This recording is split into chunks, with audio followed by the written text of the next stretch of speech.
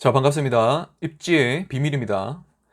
자, 지난 시간에는 대구 미분양 물량에 대해 체크하는 시간을 가져보았습니다. 1월 말 기준으로 급격하게 증가한 미분양 물량을 확인했었죠. 달서구 미분양 물량이 눈에 띄게 늘기 시작했고, 다른 구들도 미분양 소진 흐름이 둔화되었다는 것을 확인했었습니다. 자세한 내용이 궁금하신 분들은 상단에 카드를 클릭하셔서 확인해 주시고요. 자, 오늘은 얼마 전 있었던 큰 사건인 대선과 이로 인해 부동산에 미치는 영향이 어떨지 함께 살펴보겠습니다. 먼저 3월 9일이었죠. 역대급 근소한 차이로 20대 대통령이 결정되었습니다. 선거 활동했던 모든 분들 고생 많으셨고, 무엇보다 이번에도 높은 투표율을 기록한 우리 국민들이 가장 멋지다고 생각합니다. 우리 각자가 누구를 지지하는지는 논외로 하고, 당선된 후보의 공약들이 향후 부동산 시장과 대구에 어떤 영향을 미칠지 한번 살펴보겠습니다. 가장 오피셜한 자료인 대선 공약집을 통해 여러 공약들 중 부동산 관련 공약을 확인해 보겠습니다. 먼저 250만 호 공급 키워드가 있습니다. 5년간 전국 250만 호를 공급하겠다는 것입니다. 수도권에만 130만 호를 공급 목표로 하고 있습니다. 300만 호보다는 낮지만 그래도 250만 호는 현실적으로 가능할지 의문입니다. 그냥 공급을 늘리려고 한다는 스탠스만 확인하고 숫자는 참고만 해주시면 될 것 같습니다. 다음 공약이 눈에 띄는 게 있죠. 바로 재개발 재건축 규제를 완화해 준다는 것입니다. 대구는 현재 재개발 재건축이 활발히 진행 중이지만 수도권, 특히 서울은 제한이 많이 있었죠. 30년 이상 노후주택은 정밀 안전진단 면제를 추진하고 재건축 초과이익 환수제도 완화한다고 하니 공급이 부족한 서울 부동산 시장에 활력을 넣을 수 있을지 지켜봐야 하겠습니다. 그리고 일기 신도시 재정비와 소규모 주택 정비사업은 특별한 점은 없고 정비사업 부담을 줄여주겠다는 내용입니다. 궁금하신 분들은 천천히 한번 살펴보시기 바랍니다. 다음으로 중요한 공약이 나옵니다. 바로 임대차 3법의 전면 재검토라는 부분입니다. 임대차 3법은 계약갱신 청구권과 전월세 상한제, 그리고 전월세 신고제를 말하죠. 전월세 신고제는 그렇다 치더라도 계약갱신 시 상승폭을 강제로 제한하는 전월세 상한제는 전세 시장에 혼란을 가져왔습니다. 주변 전세 시세가 올라도 5%밖에 올리지 못하니 반전세나 월세로 돌리는 경우가 생기고 그렇게 되면 전세가 더욱 귀해지게 되었죠. 그리고 계약갱신 청구권은 계약 2년 후 임차인에게 추가로 2년을 더 살 수 있는 권리를 주게 되고 이것은 곧 전세 시장의 거래가 이전보다 확연히 줄어드는 결과를 가져옵니다. 한번 전세를 계약하면 4년간 유지할 수 있기 때문에 전세 매물이 나오지 않고 전세 품귀 현상이 나타나게 됩니다. 그리고 같은 단지 내에서도 계약 갱신을 사용한 전세금과 새로운 계약의 전세금, 이중 구조를 띠는 희귀한 현상도 발생하게 됩니다. 우리 대구도 현재 입주장에 해당하는 전세만 물량이 많지 구축들은 전세 물량이 잠겨 있는 것을 확인할 수 있습니다. 그마저도 입주가 없는 다른 지역들은 어떨까요? 이런 제도들은 당장에는 임차인에게 좋게 보일지는 모르나 전세 시장에 왜곡을 주어 매매가도 비정상적인 모습을 보이기도 합니다. 그리고 임대인과 임차인의 갈등을 더욱 고조시키는 결과를 초래하게 됩니다. 이런 임대차 3법을 개정한다는 것은 다시 시장 원리에 맡겨서 임대시장을 정상화시키려는 방향을 의미합니다. 그리고 다음 공약은 공공임대주택 물량을 일부 민간임대주택 물량으로 배정하겠다는 내용인데 조금 더 공공에 100% 맡기지 않고 시장의 역할을 키우겠다 정도로 보시면 될 것 같습니다. 그리고 다음으로 부동산 공약 중 가장 중요하다고 볼 수 있는 부동산 세제 개편입니다. 최근 급격히 과중된 종부세 부담을 줄이려는 내용들이 보입니다.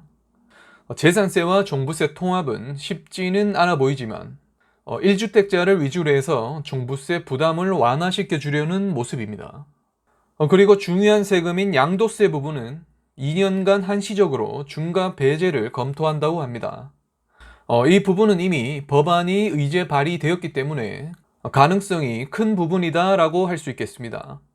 양도세 완화는 양쪽 모두의 공약이었기 때문에 시행될 것으로 보이나 기간을 2년으로 할지 절충을 할지 지켜봐야 할 것 같습니다. 그리고 집값을 잡고자 취득세, 보유세 다 올릴 때 양도세까지 올리길래 의아한 부분이 있었죠. 다주택자들의 퇴로를 열어줘야 매물이 나와서 집값이 잡힐 텐데 팔지도 못하게 하니 안 그래도 유동성으로 인해 상승하는 집값에 기름을 부었습니다.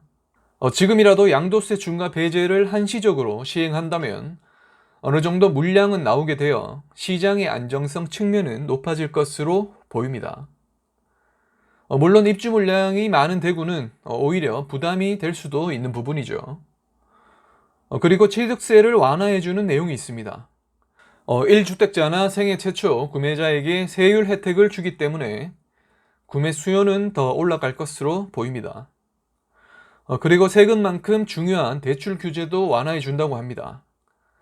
생애 최초 주택 구매의 경우에는 LTV를 80%까지 인상해 준다고 합니다.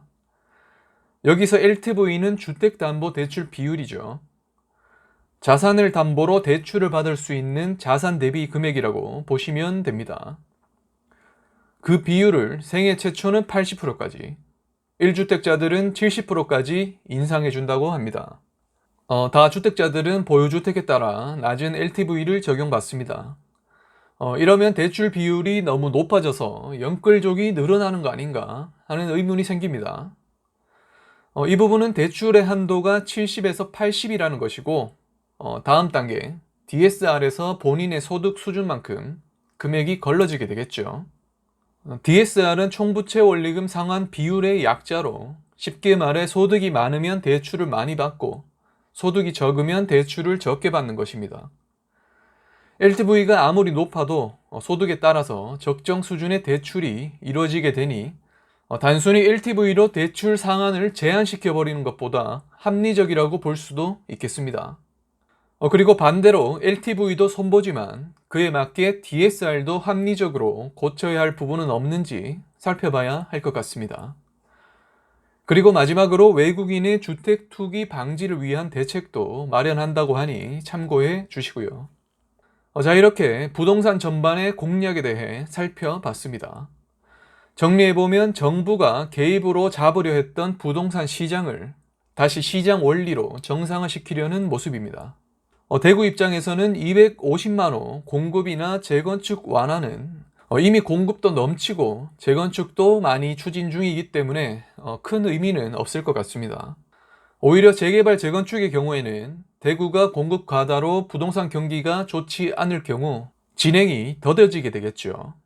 그리고 임대차 3법의 재검토로 전세 거주가 4년에서 2년으로 회귀할 경우 2년마다 전세 계약이 이루어지기 때문에 다시 전세 거래가 활발해집니다.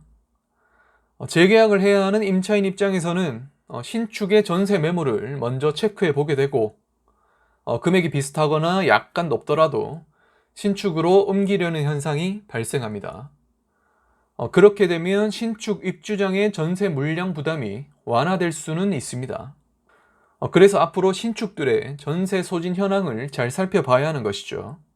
계약갱신 청구권만큼 중요한 세금 부분에서는 취득세와 보유세 감면으로 매수 수요 진작을 일으킬 수 있지만 양도세 중과를 한시적으로나마 배제해 줌으로써 시장에 공급이 늘어날 수 있습니다. 물량이 많은 대구 입장에서는 부담스러운 부분이죠. 이러한 상황에서 생애 최초 주택 구매자나 1주택자는 취득세 혜택이 뛰어나고 대출 부분도 여유가 생겼기 때문에 본인의 소득 수준에서 최대한 가치 있는 아파트를 선택하게 됩니다. 그렇게 되면 신축이나 수성구 등의 선택지로 몰리게 될 것으로 보입니다. 대출은 LTV를 대폭 완화시켜 주지만 DSR을 함께 고려해야 하기 때문에 그에 맞는 대책이 추가로 나와야 할 것 같습니다. 이렇게 살펴본 공약이나 정책들은 당선인의 공약일 뿐 국회에서 합의를 쉽게 얻어낼 수 있을지 모르겠습니다. 다만 당선인의 의지가 그러하고 방향이 틀어졌다는 것 자체에 의의가 있을 것 같습니다. 그리고 6월 1일 지방선거로 지자체장들이 선출되면 판도가 어떻게 될지 지켜봐야 되겠습니다. 자, 오늘은 이렇게 대선 이후 공약들이 부동산 시장과 대구에 어떤 영향을 미칠지 살펴보았습니다. 다음 시간에는 시도별 공약 중 대구의 공약에 대해 살펴보고 주목할 만한 입지, 그 밖에 살펴볼 사항을 함께 살펴보겠습니다. 그럼 오늘 영상은 여기까지고요. 오늘 영상이 도움되셨다면 구독, 그리고 좋아요 한 번씩 눌러주시고요. 그리고 최근에 멤버십을 시작했는데 많은 분들이 가입해 주셨습니다. 가입은 했는데 채팅방에 입장하지 않은 분들도 많습니다. 들어오셔서 유튜브 영상 이외에 추가적인 정보 공유도 하고 소통도 하면 좋을 것 같습니다. 그럼 저는 다음 영상에서 또 뵙겠습니다. 감사합니다.